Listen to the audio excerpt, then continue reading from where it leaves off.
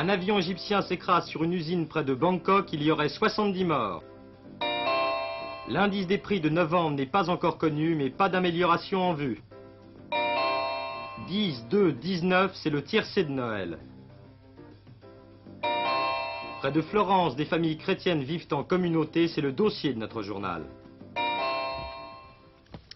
Mesdames et messieurs, bonsoir. Des images de Noël gaies, tendres ou tragiques, il y en a une multitude ce soir. Images traditionnelles de l'enfant devant ses jouets au pied du sapin, de l'enfant qui naît tout seul, sans médecin, dans la nuit d'Aubervilliers. Images tragiques aussi de l'avion d'Égyptaire qui s'écrase sur une usine de Bangkok ou du navire bourré de pèlerins qui disparaît en mer sur la route de la Mecque. Image cruelle aussi de Françoise Claustre qui vient de passer son 940e jour et son 3e Noël, surtout seule, dans le désert du Tibesti. Alors qu'aucune négociation en vue de sa libération n'a encore abouti, on se demande si l'on doit interpréter la visite de la mère de Françoise Claustre à l'Élysée comme un espoir.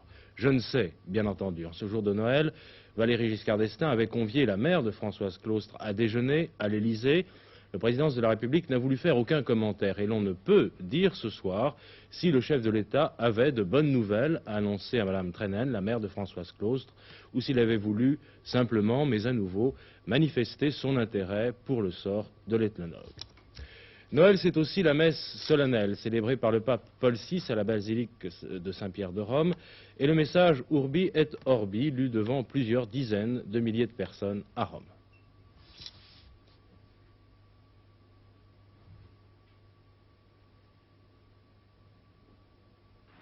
Di espressione francese, Heureux Noël dans la joie et la paix du Christ. Ces vœux étaient renouvelés en 10 langues étrangères avant la bénédiction traditionnelle.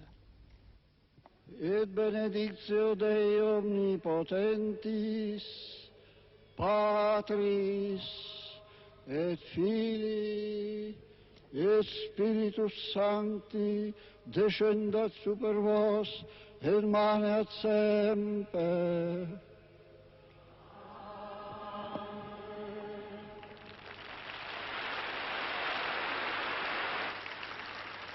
Et puis, dans chacun des pays du monde, les chefs d'État ont exprimé leurs souhaits de Noël. À Londres, la reine Elisabeth a cité dans son message télévisé l'exemple brillant du mouvement des femmes irlandaises pour la paix.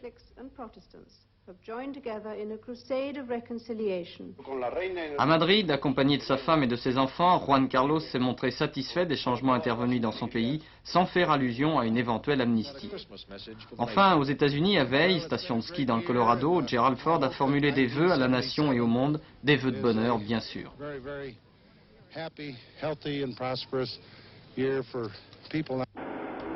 À Bethléem, l'étoile de l'espérance des chrétiens dominait la ville. 35 000 pèlerins sont venus y célébrer la bonne nouvelle. Autour de la grotte de la Nativité, des milliers de personnes se sont pressées. Certains ont pu assister à cette messe cette nuit.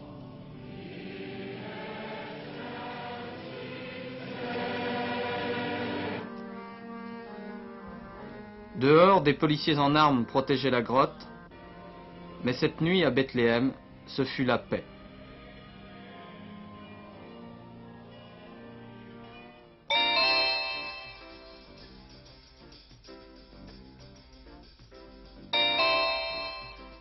Il y aurait environ 130 disparus dans le paquebot égyptien Batra qui a coulé ce matin au nord-ouest des côtes d'Arabie Saoudite à la suite d'un incendie plus exactement, survenu dans la salle des machines. Le bateau qui assurait la liaison entre l'Égypte et la capitale de l'Arabie, Djeddah, avait à son bord environ 500 personnes. Le feu s'est très vite propagé à l'ensemble du navire. L'équipage, qui a tenté toute la nuit de lutter contre le sinistre, a dû se résoudre à abandonner le navire alors que les passagers, pris de panique, hélas, sautaient par-dessus bord ou se ruaient vers les canaux de sauvetage. Aucun bateau n'a pu parvenir à proximité du paquebot en perdition avant que celui-ci ne coule à pic. 350 personnes environ ont tout de même pu être secourues à temps. C'est un Noël sombre pour l'Égypte puisque quelques heures après ce naufrage, un avion de la compagnie nationale égyptaire s'écrasait, je vous le disais il y a un instant, sur une usine dans les faubourgs de Bangkok, faisant cette fois 70 victimes. C'est tout ce qui reste du Boeing 707 qui s'est écrasé dans la nuit de Noël sur une filature à moins d'1 kilomètre des pistes de l'aéroport de Bangkok, avec à son bord une cinquantaine de passagers. Par chance, la plupart des 200 ouvriers de l'usine étaient absents au moment de l'accident, mais les corps d'une vingtaine d'entre eux figurent très probablement au nombre des cadavres déchiquetés et calcinés retrouvés autour des décombres du Boeing égyptien. Presque tous les passagers de l'avion sont morts carbonisés sur leur siège et il a fallu plus de 2 heures aux pompiers pour maîtriser l'incendie. Le Boeing égyptien reliait Rome à Tokyo via Bombay et Le Caire. Gêné par le brouillard, il avait survolé 2 fois l'aéroport de Bangkok avant de tenter d'atterrir. Un incendie se serait déclaré à bord et des témoins affirment avoir entendu 3 explosions quelques secondes avant que l'appareil ne s'embrase et ne s'écrase sur la filature.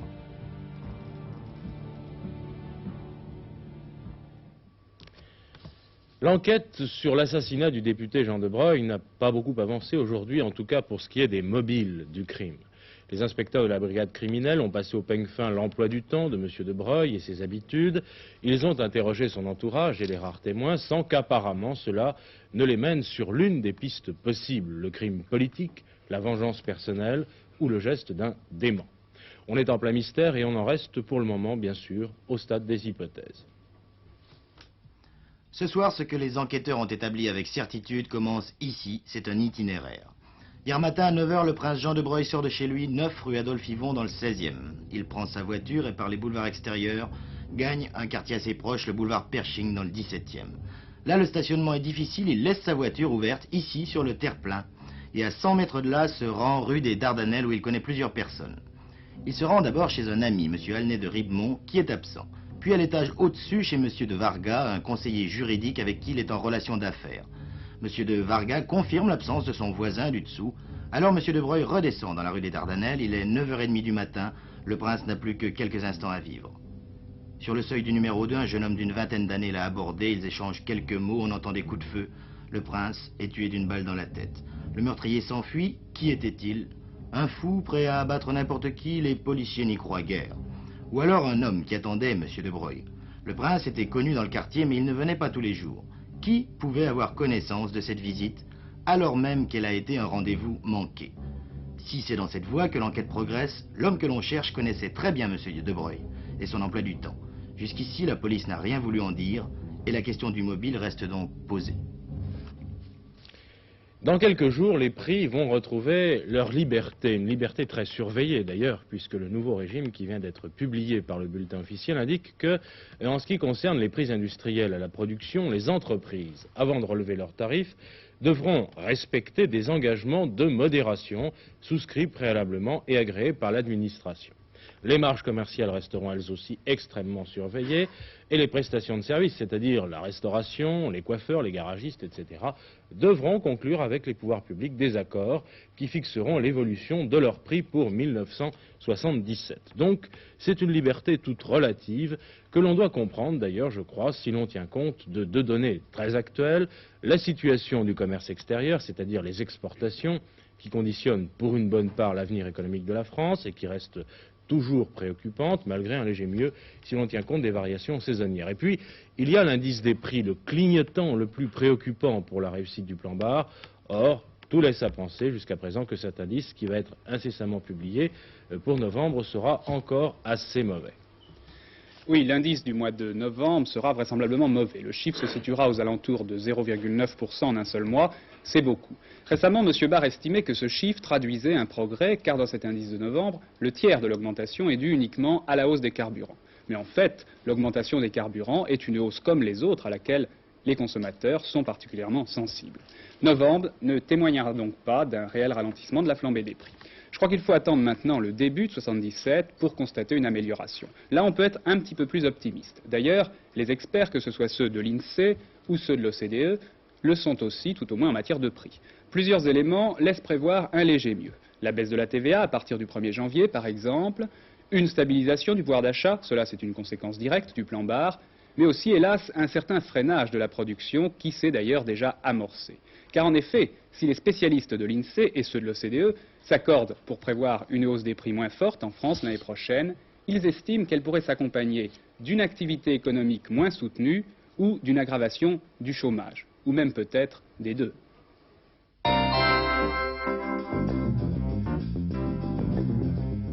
Nouvelle expulsion ce matin à 2 heures des militants nationalistes basques qui occupaient la cathédrale de Bayonne pour protester contre l'internement de prisonniers politiques en Espagne. Ils avaient décidé une grève de la faim d'une durée de 3 jours. Déjà expulsés jeudi dernier en début de soirée, ils étaient revenus dans la cathédrale sitôt achevé la vérification d'identité.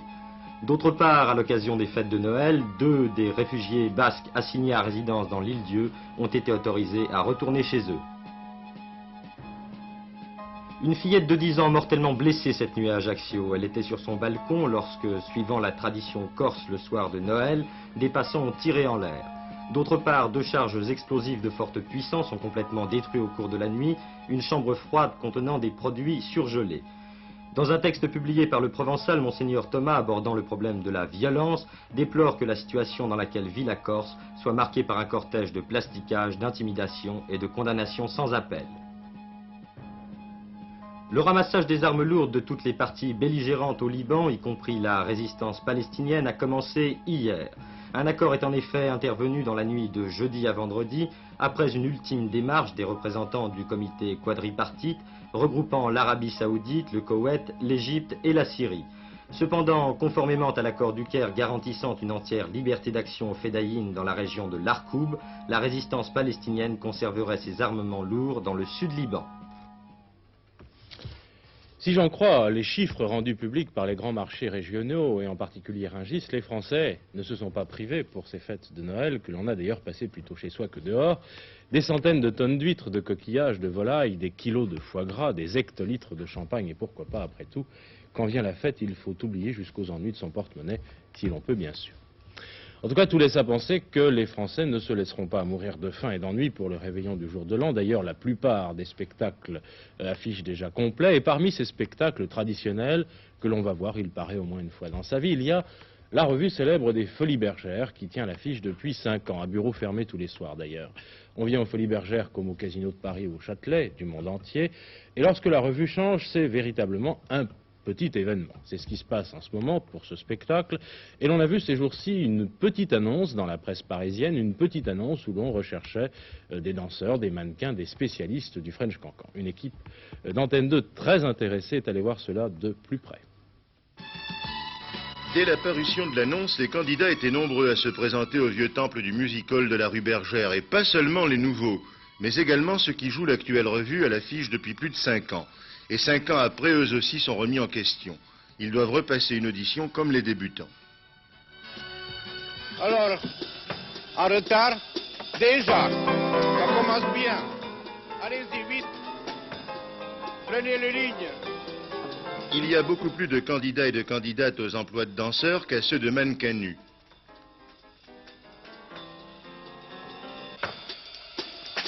Il est vrai que pour faire ce métier, il faut d'abord en avoir les moyens physiques et ensuite oser aller s'exhiber chaque soir devant des milliers de regards.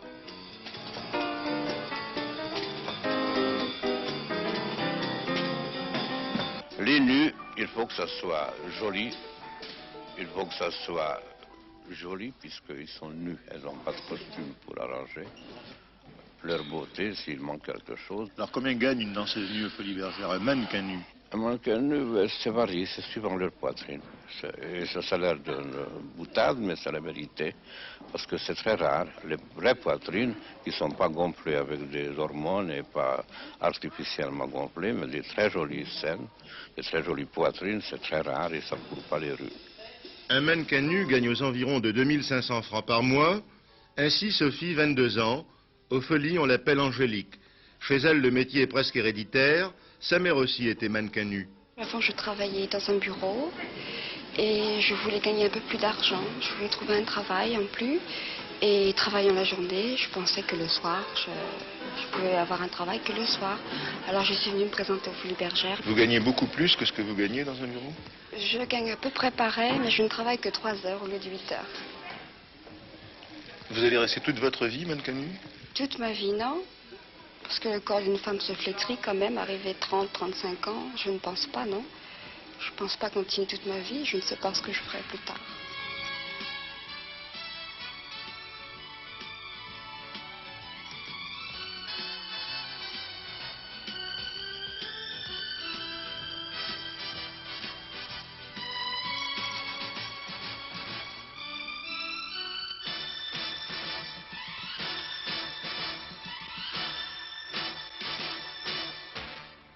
C'est vrai, je l'avoue, je ne le pensais pas. C'est aussi la fête pour les amateurs de courses de chevaux. 2 tiercés coup sur coup à Vincennes ce week-end et 2 autres tiercés le week-end prochain. Aujourd'hui, il s'agissait du prix de Beauvoir, c'est-à-dire la 4e course, un tiercé remporté par Gerfol, suivi de Grit Wigner et Gerbera de Vaur, après photographie d'ailleurs. Tiercé dans l'ordre est donc le 10, le 2 et le 19. Pour les turfistes, le cadeau de Noël aura nom, Gerfol, Grit Wigner et Gerbera de Vaur. Mais revenons à la course. Dans le haut de la montée, Griffe des Osieux le 9 est débordé par Gerfol, casaque noir, toque rouge. Viennent ensuite Gracieuse Volo et Gortos de Braise. Dès l'entrée de la ligne droite, Gerfol se détache, poursuivi par Griffe des Osieux, Gracieuse Volo et Gerfol. À mi-ligne droite, Gerfol accentue encore son avance, elle a déjà course gagnée. Par contre, pour les accès sud, la lutte est très serrée entre Grit Wigner, qui vient complètement à l'extérieur, Grâce des Osieux et Gerbera de Vaur. C'est dans les derniers mètres, alors que Gerfol a déjà passé le poteau, que Grit Wigner prendra la 2e place et Gerbera de Vaur la 3e.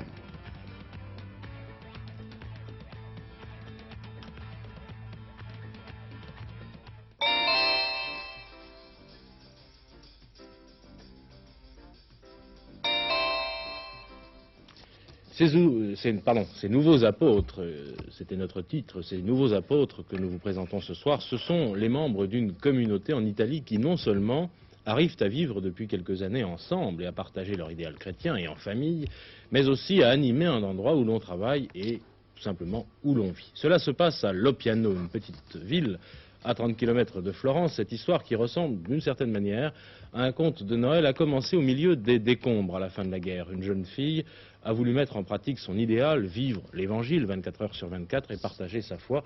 Et vous allez le constater, elle a plutôt bien réussi.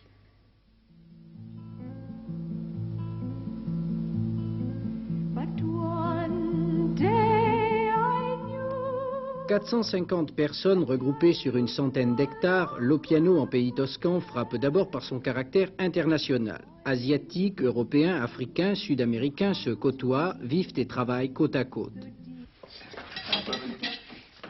Une spiritualité pour tous, vécue au milieu des autres hommes, telle est la caractéristique du mouvement des Focolari. Dans cette perspective, le mouvement compte parmi ses membres des couples mariés vivant leur idéal chrétien en famille.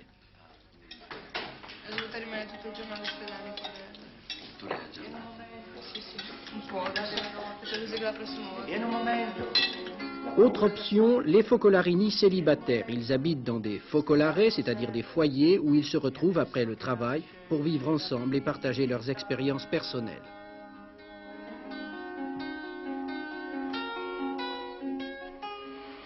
Ces jeunes femmes, il y a quelques mois, étaient docteurs en médecine, secrétaires de direction, ouvrières ou étudiantes. Elles ont tout arrêté pour venir se former ici pendant 2 ans à une expérience communautaire basée sur l'Évangile.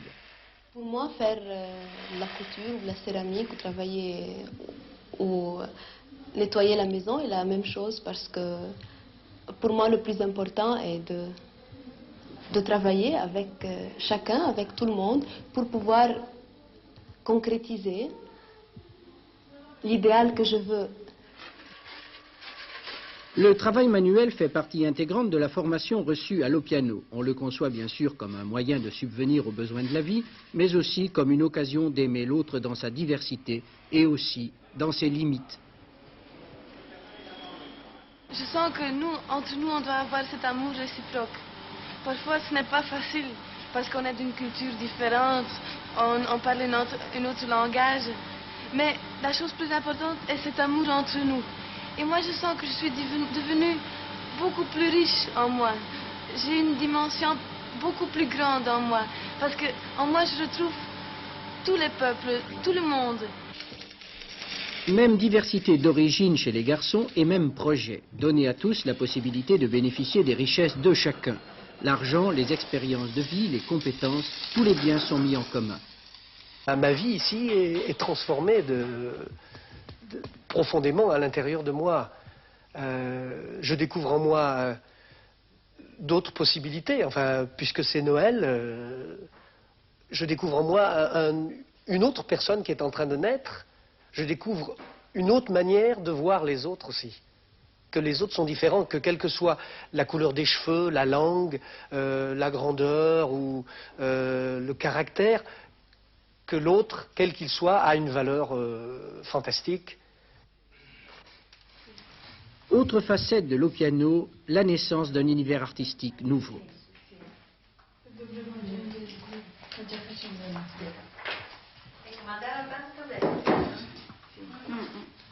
Les sculptures, les peintures, les chansons ne sont plus conçues et réalisées par une seule personne. Dans ce domaine aussi, la règle du jeu, c'est la mise en commun.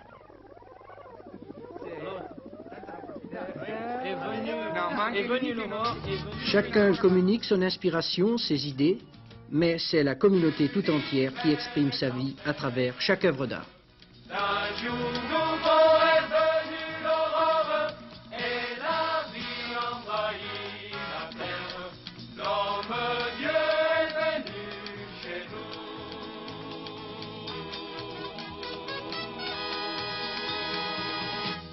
Se avesse forma e avesse colore, penso sarebbe l'arcobaleno. Si vede solo se c'è un temporale, ma vince sempre e riporta. Dans la vie, dans le travail, dans l'art, comme ce soir dans la fête, chacun à l'Opiano a fait sien un projet, celui de l'unité vécue dans la diversité.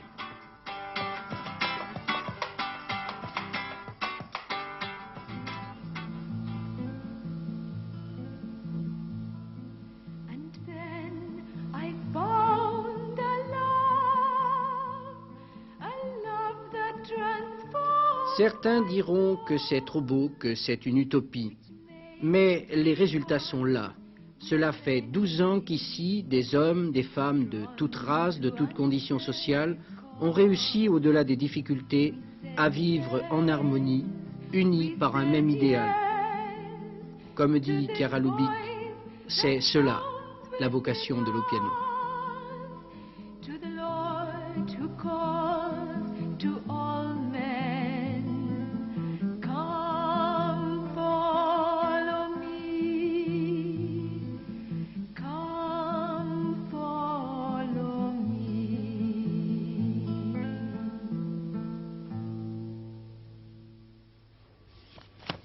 Le piano en Italie, tout près de Florence. Demain, et nous en venons à la météo pour terminer ce journal, demain le temps restera froid, vous savez qu'il fait très froid un peu partout. En ce moment, il gèlera à peu près partout en France, demain donc, à l'exception des régions côtières. En revanche, les gelées seront assez fortes dans le nord, le nord-est et l'est. Quelques averses de neige sont toujours possibles également dans la moitié ouest du pays. Toujours du brouillard, méfiez-vous du brouillard. Il a déjà beaucoup tué ces jours-ci, en particulier à la veille de ces fêtes. Des brouillards givrants tenaces dans le centre et le sud-ouest. La météo prévoit tout de même de belles éclaircies demain après-midi, en particulier dans l'ouest et près des côtes de la Manche. Merci d'avoir suivi ce journal avec toute la rédaction d'Antenne 2. En tout cas, ceux qui, comme moi, n'ont pas une angine, je vous souhaite de poursuivre le plus agréablement possible ces fêtes de Noël. Bonsoir, j'espère vous retrouver demain. Et tout de suite, le rappel des principaux titres de l'actualité. Bonne soirée.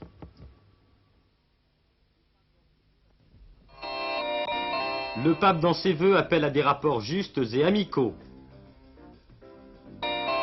La catastrophe aérienne de Bangkok aurait fait près de 70 morts. La hausse des prix en novembre serait encore élevée. 10-2-19, il rapporte dans l'ordre 22 183 francs 50. 23h15, dernière édition du journal d'Antenne 2.